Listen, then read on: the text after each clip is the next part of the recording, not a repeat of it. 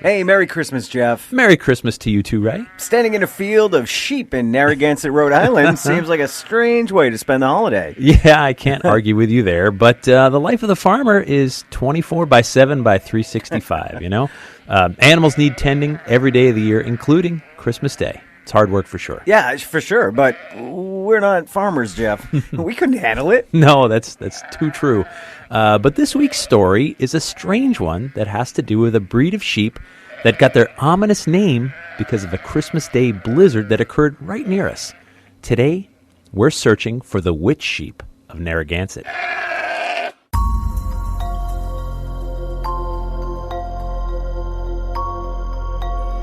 I'm Jeff Belanger, and happy holidays to you and yours. And I'm Ray Auger. Thank you for joining us on episode 227 of the New England Legends podcast.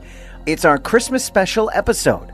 If you give us about 15 minutes, we'll give you something strange to talk about today. We are so glad to have you with us on this cold farmer's field as we chronicle every legend in New England, one story at a time.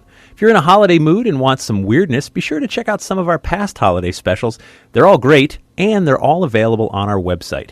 Maybe you can start a new tradition around your fireplace this year. Now, before we go looking for the witch sheep of Narragansett, we want to take just a minute to tell you about our sponsor, Nuati Herbals. The holidays mean we're going to be eating a lot of treats, maybe having a few too many drinks, Ray, and packing on some extra pounds. Now's the time to plan that New Year's detox and look forward to a healthier you in January. Now, I'm already stocking up on See Less O Me tea from Nuati Herbals. I know I'm going to want to get back on track here soon, and this tea is going to help me get there. Right. It's got green tea leaf, chickweed leaf, peppermint leaf, dandelion root, and many other natural ingredients designed to help me maintain a healthy diet and manage my weight. Plus, I'm going to drink some extra glasses of water as well. Good boy. I like making Nuati Herbals teas a treat throughout my day. Instead of spending a bunch of money on those oversugared drinks at chain coffee shops, I save the calories and the money by making tea at home and making it a break in the morning, afternoon, or whenever I need it. Plus, their tea goes great with those Christmas cookies. Let Nuati Herbals help support your healthy lifestyle. Check out the Nuati Herbals website to see all of their great products. And you legendary listeners get 20% off your order when you use the promo code LEGENDS20 at checkout. Visit NuatiHerbals.com. That's Nuwati Herbals with an S.com. So, Ray, I know being outside at a farm on a cold December day doesn't exactly make you think of the Christmas holiday. But there was once this breed of sheep called the Ancon Sheep. Now, I've never heard of the Ancon Sheep, but I'm no expert by any stretch of the imagination. I hadn't heard of it either, so I did some digging. The Ancon Sheep was also called the Creeper Sheep because it had really short legs and it couldn't hop over fences very easily. It's just kind of creeped along. Now, the breed came about in 1791 when a sheep was born malformed in Massachusetts. It had little stubby legs, and the shepherd of that flock knew, hey, wait, sheep like this could be in demand. So from that one sheep, a new breed was born. The breed survived almost a century before it was allowed to go extinct. Wow, that's pretty wild. Kind of the early days of genetic engineering. That's exactly what it was. So anyway, early on, the breed was referred to as Ancon sheep, otter sheep, or creeper sheep. But after an odd Christmas more than 2 centuries ago, many folks started referring to them as witch sheep because of the strange spell that was cast right here in Narragansett that all began one cold Christmas morn. Now, to figure out what happened, let's head back to 1811. It's Christmas Eve of 1811, and a farmer named Benny Nichols has just gone to bed with his wife, Debbie. Now, the Nichols farm sits between Fender Zeke's Corner and Narragansett Bay. In fact, the farm property is bordered by the ocean on one side. Shortly after going to bed, the weather outside turns foul. There's snow, but pretty soon it turns into a full-blown blizzard. All night long, the snow falls, piling up outside. Benny Nichols is tossing and turning in bed. His house is completely dark, so it's not time to get up yet, but still, he's so restless. I mean, he usually rises with the sun, but today he can't seem to sleep. So he gets out of bed, feels his way to the nearby kitchen, and lights a candle. The house is so dark, so Benny holds the candle up to his clock on the wall. He blinks twice in shock. The clock reads 9 a.m. He holds the candle up to the window and sees that there's snow completely covering all the windows. Get up, woman. It's 9 o'clock and we've had the worst snowstorm you've ever seen. Benny is panicked. Not only is the hour late, and not only is there more snow than he's ever seen waiting for him outside, but his flock of sheep could be in dire straits. Benny knows from experience that when timid sheep get stuck in a blizzard, they've been known to gather in tight groups and continue to back up, trying to get away from the storm. If they back themselves into the sea, they'll all be drowned by now. It's a terrible start to Christmas Day. Benny opens his front door. He pushes his hand through the wall of snow to watch it fall. He's slightly relieved to see the snow has drifted up against his windows and doors. It's not like there's 8 feet of snow, but still there is several feet of snow out there to deal with, and he can't see his sheep anywhere. His heart pounds. The thing is, he's seen this before. Years ago, during a bad winter storm, many of his sheep backed themselves into the ocean trying to get away from the wind, and they drowned. He found a few barely alive in the surf and had to slit their throats to save the mutton meat. It was a tragic loss, one he prays isn't repeated today. Benny pulls on his good Sunday boots because his regular boots are not enough for this storm. The frugal Benny is furious at potentially ruining his best footwear. But this is an emergency. Digging his way through the snow, he gets far enough from the house to see that the snowdrifts are all blown inland, away from the water. That's a good sign, because sheep tend to back up against the oncoming wind. Hopefully this means the sheep didn't get themselves near the unforgiving ocean. A few more minutes of Christmas morning digging, and a strange mound of snow catches Benny's eye over by the hayricks. Benny carefully rakes away some of the snow to discover that many of his sheep are hiding underneath. He finishes digging them out and is relieved to see they're okay. Next, he spies another odd-shaped drift of snow over by his stone wall. He digs his way over to discover most of the rest of his flock. They're also going to be okay. The only one missing is the little ewe, one of the creeper breeds. He was the rarest and most valuable, but still, Benny needs to count his Christmas blessings. Some farms in the area lost many cattle that were frozen solid. For Benny to get by with his entire flock but one, that's divine providence. After hours of work, Benny gathers his sheep into a safe place and is finally able to enjoy some Christmas dinner with his wife, Debbie. It's been 2 weeks since Christmas when Benny is working on his farm, as he does every day. He's out near one of the hayricks when he spots a hole in the snow. It's no bigger than maybe 2 or 3 fingers in diameter. But Benny's trained eye immediately recognizes this as a breathing hole. He carefully chips away at the ice around the hole to discover his tiny creeper ewe shivering in the cold and nearly dead. The young sheep has eaten off most of his wool for food and can barely lift his head. Benny carefully scoops up the young sheep, tucks him under his coat for warmth, and carries him back to the house. Debbie's face streaks with tears when she sees the little lamb, almost skeletal. She wraps the fragile animal in an old petticoat and warms a bowl of milk. Soon, the lamb is lapping up spoonfuls of the stuff. After just a few hours of warmth and food, Debbie and Benny are relieved to see life returning to the young animal. With food and warmth, the little creeper sheep quickly bulks up in the coming days. He's running around the Nichols' small home and getting into all kinds of mischief. The problem is, though the sheep is putting weight on quickly, the wool takes a lot longer to grow. The sheep can't go outside like this or he'll freeze. So Debbie gets to work. She cuts up an old blue flannel shirt so the sleeves cover the sheep's front legs, and she sews 2 red flannel sleeves for his hind legs. And now the young creeper sheep has something to wear to keep him warm. Benny reintroduces the creeper sheep to the flock. And at first, the other sheep are nervous. What are these strange colors on this little animal? They all run away. So Benny decides to wait for nightfall, and then bring the little sheep out to the flock where they won't notice him. The plan works.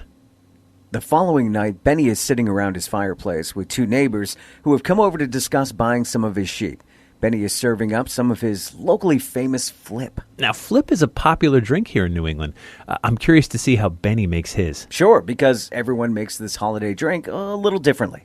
Okay, so he's pouring some flat ale into a glass, and now he's adding an egg. Okay, and now he's pouring in some sugary syrup mixed with cinnamon. And he just added a shot of rum. And it looks like a dash of nutmeg. Okay, now he's mixing it up in the glass, so it's a little bit frothy now because of the egg. And, here comes the final touch. Okay, I've never seen anything like this. He just pulled a hot poker out of the fire. It's glowing red hot. And is he going to... Yeah, he just tipped the hot poker into the drink to heat it up. That's New England Flip, a holiday treat. Just as the three men are sipping their flip, suddenly there's a strange sound outside. An old woman has just barged into the Nichols home. It's Tuggie Bannocks, an old crone of a woman, an unapologetic witch, and a ward of the town. Debbie moves quickly to help Tuggie remove her mittens and offers her a seat by the fireplace. Thanks be to praise. Thanks be to praise. Tuggie glances at the steaming cups in the hands of the three men seated nearby. She looks over to Benny Nichols. Pour me a cup of that flip. Benny, still in shock, pours and mixes another cup. Heats it with the hot poker, then offers the cup to Tuggie, who practically gulps down the hot, boozy drink. Mrs. Nichols, I'm telling you I'm witch-rid by that old Mum Amy. Mum Amy is another old crone in town, and another woman known for her witchy abilities. She cast a spell on me, I tell you. In the mornings I wake up and see bite marks on the corner of my mouth. I've been pinched in the night.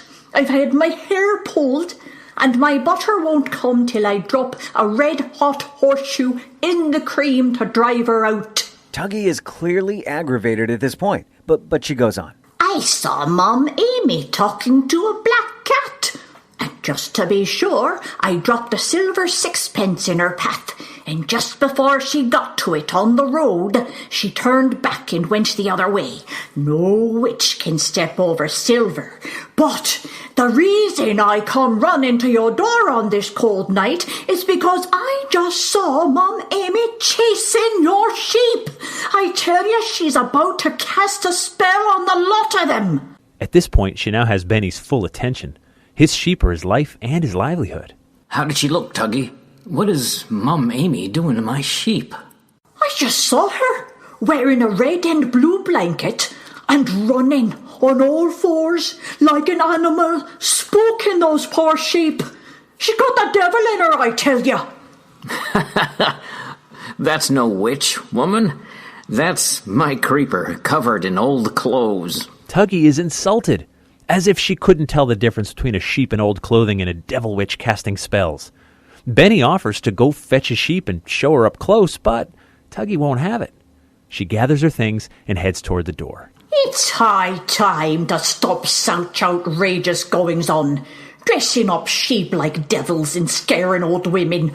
Old Tuggie Bannocks hasn't forgot how to cast a project herself. I guess they won't laugh at witches then. And with that, Tuggie storms back out into the night. Benny and Debbie stare at each other nervously. Everyone knows Tuggie's witchy reputation. Could they be in danger of one of her projects or spells? They don't have to wait long to find out. That night, they hear dancing on their rooftop and a strange high voice. I'll project ye, Benny. I'll project ye. And with that, smoke and soot pours into the house through the chimney. The entire winter, the Nichols are plagued with bad luck. A hole was burned in Debbie's petticoat, and whenever Debbie draws near, the creeper, it won't eat, just runs from her. Debbie tries to break the spell or ward it off, but nothing works until the spring. Once all the wool is sheared from the creeper sheep, Tuggie Bannocks' spell is broken, and from then on, people around Rhode Island start referring to this unique breed of sheep as witch sheep because of the strange and brutal Christmas storm that led to the witch's spell. And that brings us back to today. The Ancon, or otter, or creeper, or witch sheep was allowed to go extinct in 1876 when they weren't really needed anymore. Fences got taller, sheep farming got more organized. Most of what we know about this story comes from the 1879 book called Recollections of Olden Times by Thomas Hazard, and a second book called In Old Narragansett, Romances and Realities by Alice Morse Earle, published in 1898. We know Alice Earle took some liberties with this story, but we loved this holiday tale enough to look past it. There was indeed an epic snowstorm that struck the region in late December of 1811 that included over a foot of snow and gale-force winds that wrecked ships out on the Sound and did take the lives of some of the farm animals. So there is historical context for the storm. What a way to spend Christmas Day, though. Yeah. Digging out the worst snowstorm you've ever seen and working all day for the sake of your sheep. Plus one little unique lamb who survived against all odds. Seems like a fitting way to end this one. Sometimes, even in the worst of conditions, even when the snow and ice pile up, there's still hope.